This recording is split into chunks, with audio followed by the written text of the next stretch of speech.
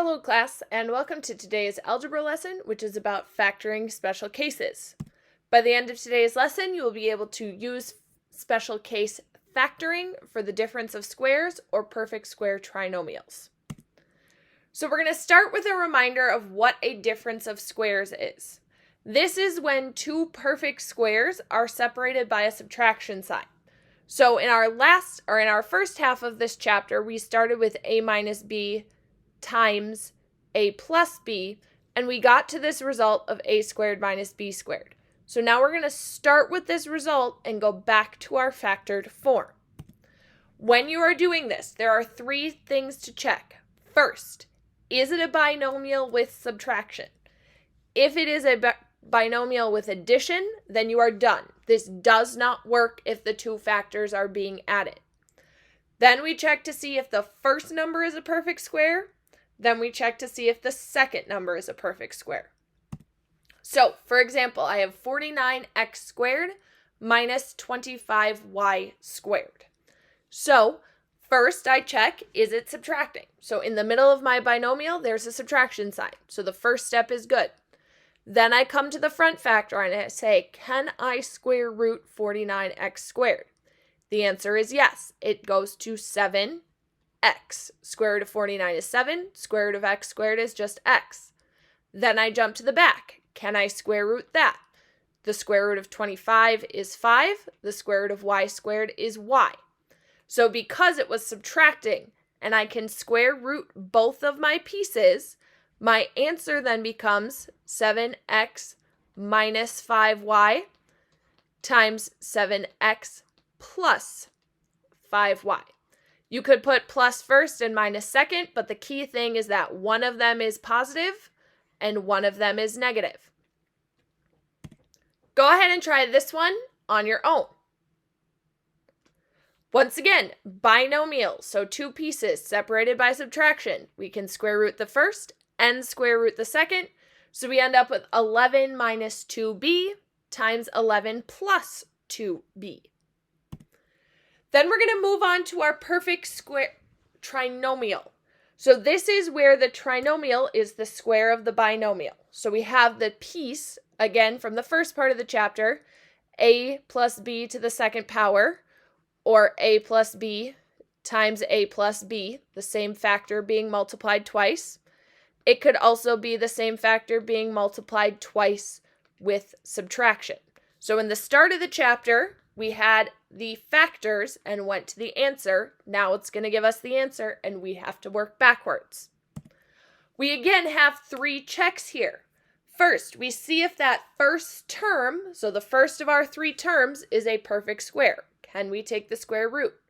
Then we go to our third term and see if that can have a square root. If both of them can have a square root, then we need to check to make sure that the middle is twice as big as those two factors combined. So walking through an example of this, we start with our first term. We say, can I take the square root of 169x? The square root of 169 is 13. The square root of x squared is x. So our first check is complete. Then we jump to the last term. So we say, can we take the square root of 4? The answer for that is 2. Now, the third check for this type of problem is to take your first factor, so 13x, and multiply by the second factor. So we've got 26x. Then if I make that twice as big, I'm at 52x. Because it is a negative in this problem, that means my final answer is going to be 13x minus 2 squared. You could also write it out as 13x minus 2 times 13x minus 2. But it is the same factor occurring twice, and you can write your answer in either format. Go ahead and try this one on your own. So we can square root the first, and we can square root the last. We multiply those two pieces. We check to see if I double it. That's going to match our middle factor. So you have x plus 4 to the second power, or once again, you could have x plus 4 times x plus 4.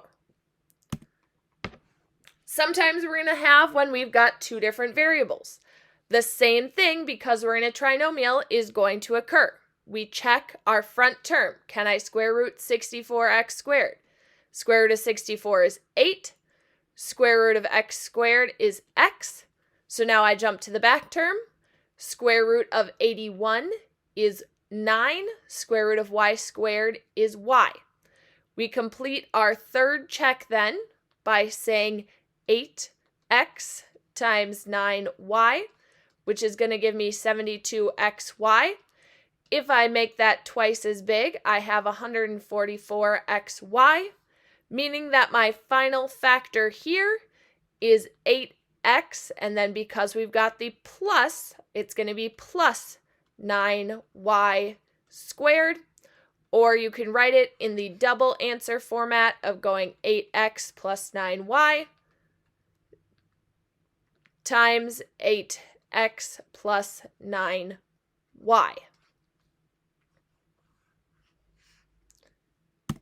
Go ahead and try this one on your own. So I've got 9y and 4z as my two square roots. The middle checks out, so I either have 9y minus 4z to the second power, or 9y minus 4z times 9y minus 4z.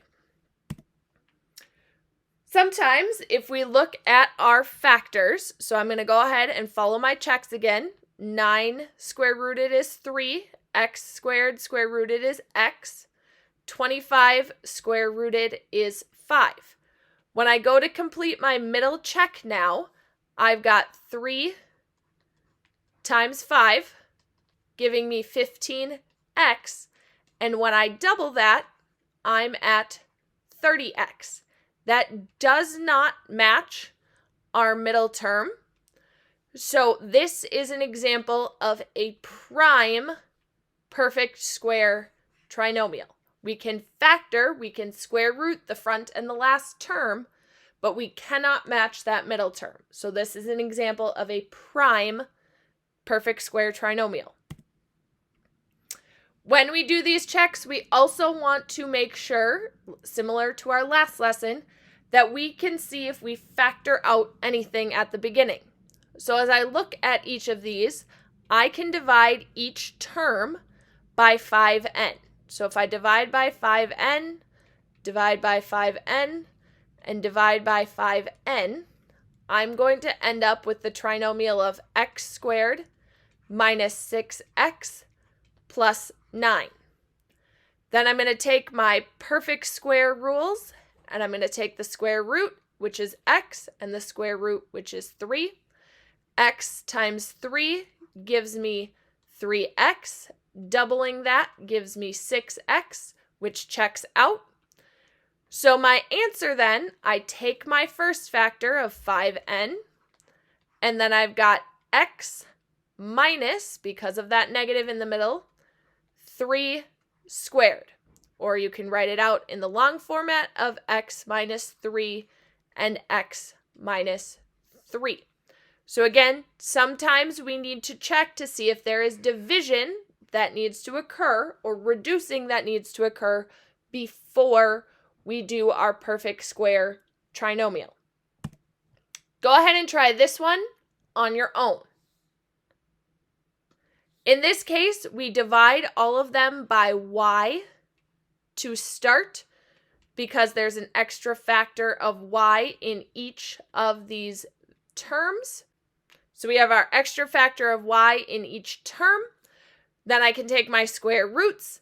I multiply and check out that middle piece. So I get y times 10y plus 11 squared, or y times 10y plus 11 times 10y plus 11. If you have questions about this or anything else from the lesson, please feel free to reach out and let me know.